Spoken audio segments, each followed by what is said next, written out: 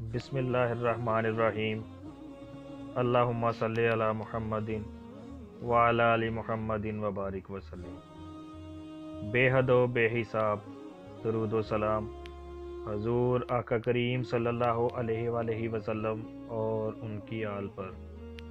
سامعین، عظیم محقق، مفکر، دانشور اور اسکالر جناب محمد خالد جذبی صاحب کے قلم سے ایک اور بہت ہی اہم اور سائنسی موضوع کائنات کیسے وجود میں آئی لے کر آپ کا ہوسٹ عمر مختار آپ کے اپنے چینل صرف سچ پر آپ کی خدمت میں حاضر ہے۔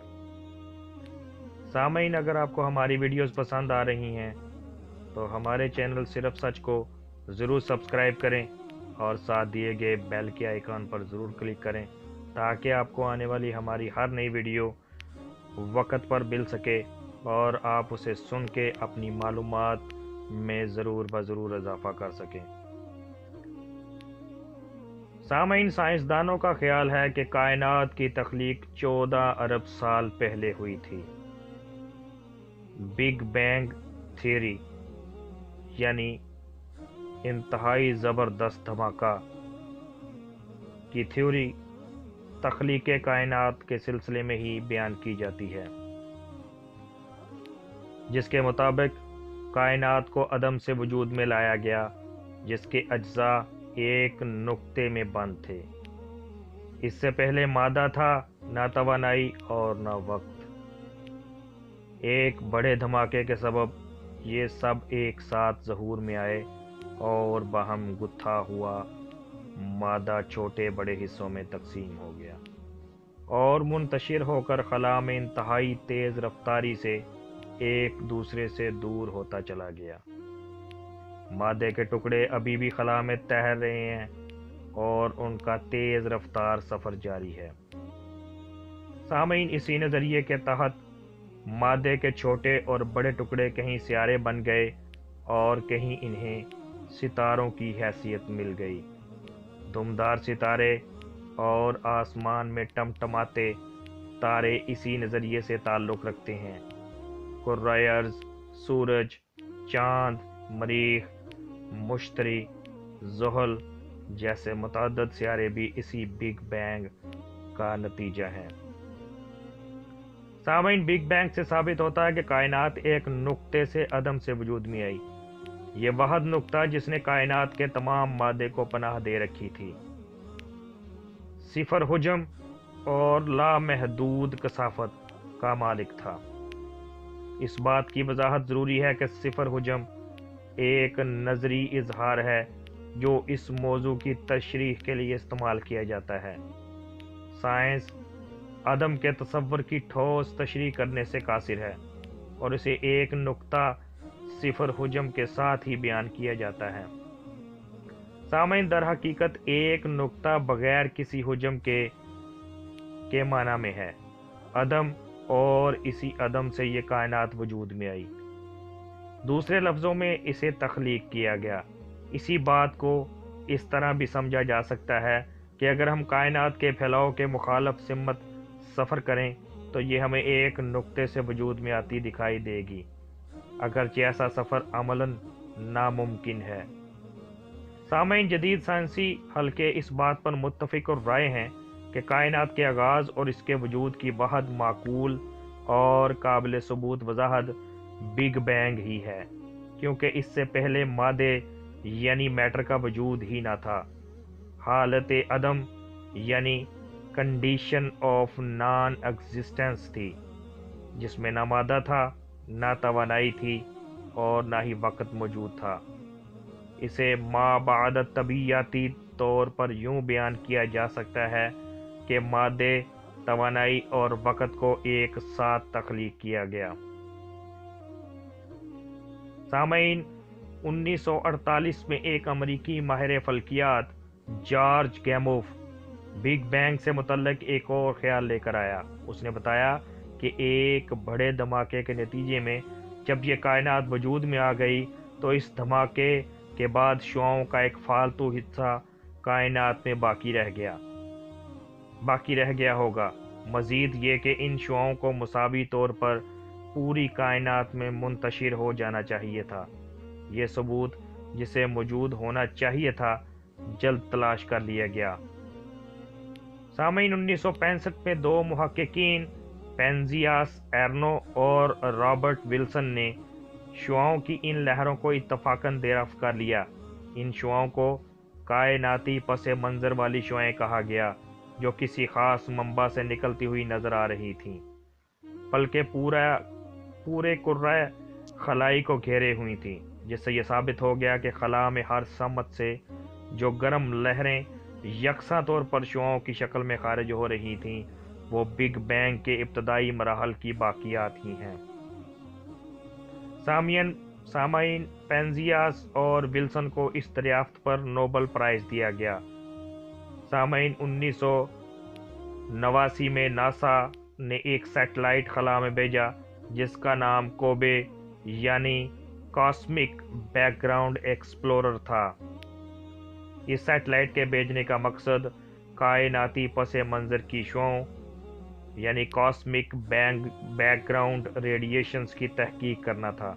اس سیٹلائٹ پر ایسے حساس جائزہ کار آلات نصب تھے جنہوں نے صرف 8 منٹ میں پینزیاس اور ولسن دونوں محققین کی پیمائشوں کی تصدیق کر دی تھی۔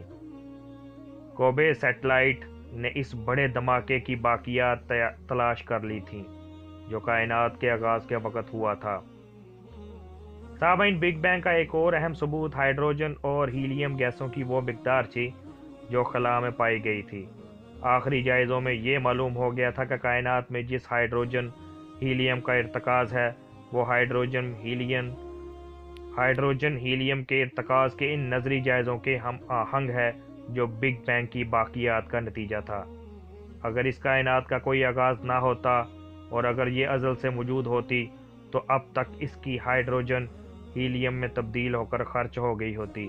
یہ سب کے سب اپنے آپ کو اس قدر منوا لینے والے ثبوت تھے کہ سائنسدانوں کے پاس نظریہ بگ بینگ کو تسلیم کر لینے کے سوا کوئی چارہ باقی نہ رہ گیا تھا۔ سامعین، کائنات کے آغاز اور اس کی تشکیل سے متعلق دیگر نظریات کے مقابلے میں بگ بینگ ہی ایک ایسا ٹھوس نظریہ ثابت ہوا ہے جس پر ماہرین فلکیات کی اکثریت متفق نظر آتی ہے۔ چنانچہ کیلیفورنیا یونیورسٹی کے پروفیسر جارج ایبل نے بھی کہا کہ جو ثبوت سر دست دستیاب ہے اس کے مطابق یہ کائنات کئی بلین برس قبل ایک دھماکے کے ساتھ وجود میں لائی گئی تھی۔ اس نے اس بات کا اعتراف کیا کہ سوائے نظریہ بگ بینگ کو تسلیم کر لینے کے اس کے پاس کوئی دوسرا راستہ نہ تھا۔ سامعین، قرآن مجید میں کائنات کے وجود میں آنے کے حوالے سے درج ذیل آیت میں نشاندہی کی گئی ہے۔ ترجمہ: کیا کافروں نے اس بات پر غور نہیں کیا کہ آسمان اور زمین آپس میں گڈ مڈ تھے، پھر ہم نے انہیں الگ الگ کیا اور ہر جاندار چیز کو پانی سے زندگی بخشی؟ کیا پھر بھی یہ لوگ اللہ تعالیٰ کی خلاقی پر ایمان نہیں لاتے؟ عبد الرحمن گیلانی تیسیر القرآن میں اس آیت کی تفسیر میں لکھتے ہیں کہ اس آیت میں رتق اور فتق کے الفاظ استعمال ہوئے ہیں اور یہ دونوں الفاظ ایک دوسرے کی ضد ہیں۔ رتق کے معنی دو چیزوں کا مل کر جڑ جانا اور چسپیدہ ہونا ہے، اور فتق کے معنی ان گڈ مڈ شدہ اور جڑی ہوئی چیزوں کو الگ الگ کر دینا ہے۔ اس آیت میں کائنات کا نقطہ آغاز بیان کیا گیا ہے کہ ابتداً صرف ایک گڈ مڈ اور کئی چیزوں سے مخلوط مادہ تھا۔ اسی کو کھول کر اللہ تعالیٰ نے زمین و آسمان اور دوسرے اجرام فلکی کو پیدا فرمایا۔ سامعین، ہمارے مشاہدات میں ہے کہ جب دنیا میں کوئی دھماکہ ہوتا ہے تو اس کے نتیجے میں بگاڑ پیدا ہوتا ہے۔ سال ہر سال کی محنت سے بنائی جانے والی عمارتیں زمین بوس ہو جاتی ہیں، افراد کے خاکی اجسام کے پرخچے اٹھ جاتے ہیں اور جو کچھ ان دھماکوں کی زد میں آتا ہے تباہ و برباد ہو جاتا ہے۔ مثلاً ایٹم اور ہائیڈروجن بم کے دھماکے، احتراق پذیر گیس کے دھماکے، آتش فشانی دھماکے، قدرتی گیسوں کے دھماکے اور شمسی دھماکے، ان سب کے نتائج تباہ کن ہوتے ہیں۔ اس کے برعکس اگر ہمیں کوئی کہے کہ فلاں جگہ دھماکہ ہوا اور وہاں تباہی و بربادی ہونے کی بجائے بڑی بڑی عمارتیں، فیکٹریاں اور باغات معرض وجود میں آ گئے ہیں، تو آپ کہنے والے کو پاگل قرار دے دیں گے، کیونکہ اس کا یہ دعویٰ آپ کے مشاہدات کے برعکس ہے۔ سامعین، مگر حقیقتاً اگر ایسا ہی ہو تو پھر آپ یہ سوچیں گے کہ یہ دھماکہ ایک منفرد اور غیر معمولی دھماکہ ہے اور ضرور اس کے پیچھے کسی مافوق الفطرت ہستی کا ہاتھ ہے۔ چنانچہ سائنس نے ہمیں بگ بینگ کے متعلق یہی بتایا کہ یہ دھماکہ ایک ایسا دھماکہ تھا کہ جس کے نتیجے میں بڑی بڑی کہکشائیں، ستارے، سیارے وغیرہ وجود میں آ گئے، اور یہ سب زبردست نظم و ضبط کے ساتھ خلا میں مداروں کے اندر گھوم رہے ہیں۔ چنانچہ یہ دھماکہ ظاہر کرتا ہے کہ اس غیر معمولی دھماکے کے پیچھے ایک مافوق الفطرت ہستی کا دست قدرت ہے جسے ہم اللہ کے نام سے جانتے ہیں۔ سامعین، سر فریڈ ہائل نے کئی سال تک بگ بینگ کی مخالفت کی، پھر اس نے اپنی غلطی کا اعتراف کرتے ہوئے اس صورتحال کو بڑے اچھے طریقے سے بیان کیا۔ نظریہ بگ بینگ کا دعویٰ ہے کہ یہ کائنات ایک محض دھماکے کے ساتھ وجود میں آئی، تاہم جیسا کہ پہلے بیان کیا گیا ہے، دھماکہ تو مادے کو ٹکڑے ٹکڑے کر دیتا ہے، جبکہ بگ بینگ نے متضاد نتیجہ پیش کیا ہے کہ مادے کے کہکشاؤں کی صورت میں جھنڈ کے جھنڈ نمودار ہو گئے ہیں۔ وہ قوانین طبیعیات جو بگ بینگ کے ساتھ ہی وجود میں آ گئے تھے، 14 ارب سال گزر جانے کے باوجود تبدیل نہ ہوئے۔ یہ قوانین اس قدر نفع الحساب کے ساتھ وجود میں آئے تھے کہ ان کی جاریہ قیمتوں یعنی ویلیوز سے 1 ملی میٹر کا فرق بھی پوری کائنات کے مکمل ڈھانچے اور ساخت کی تباہ و بربادی کا باعث بن سکتا تھا۔ چنانچہ مشہور ماہر طبیعیات یعنی professor of physics professor Stephen Hawkins اپنی کتاب وقت کی مختصر تاریخ A Brief History of Time میں لکھتا ہے، یہ کائنات حساب کتاب کے ساتھ طے شدہ جائزوں اور توازنوں پر قائم کی گئی ہے، اور اسے اس قدر نفاست کے ساتھ نوک پلک درست کر کے رکھا گیا ہے کہ ہم اس کا تصور بھی نہیں کر سکتے۔ سامعین، قرآن کے زیر نظر آیت اور سائنسی نظریہ بگ بینگ میں زبردست مماثلت پائی جاتی ہے۔ غور کیا جائے کہ آج سے 1400 سال پہلے جب عرب کے صحرا میں پہلی مرتبہ یہ آیت نازل ہوئی تھی تو کیا یہ کسی انسان کے بس کی بات تھی کہ وہ سائنس کی اس حقیقت کو جو صرف چند سال پہلے مسلسل تجربوں کے بعد سامنے آئی ہے اس وقت لکھ سکتا؟ علاوہ ازیں سائنسدان اس بات پر متفق ہیں کہ کہکشاؤں کے وجود میں آنے سے پہلے تمام کائنات دھوئیں کا بادل تھی۔ قرآن مجید میں اللہ تعالیٰ نے کائنات کی اس حالت کا ذکر لفظ دخان یعنی دھوئیں سے کیا ہے، اور اس حقیقت کو آج سائنسدانوں نے بھی تسلیم کیا ہے۔ چنانچہ یونیورسٹی آف ایریزونا کے سائنسدان ڈینیل آئزن اسٹین نے نئی تحقیق کی روشنی میں بگ بینگ کے نتیجے میں وجود میں آنے والی کائنات کو دھواں پھینکنے والی گن سے تشبیہ دی ہے کہ جس سے خارج ہونے والا دھواں ایک مخصوص انداز میں پھیلتا ہے۔ کائنات بھی اسی طرح فروغ پذیر ہے۔ چنانچہ اللہ کریم نے سورہ حامیم السجدہ میں اس بات کی طرف اشارہ اس طرح کیا ہے،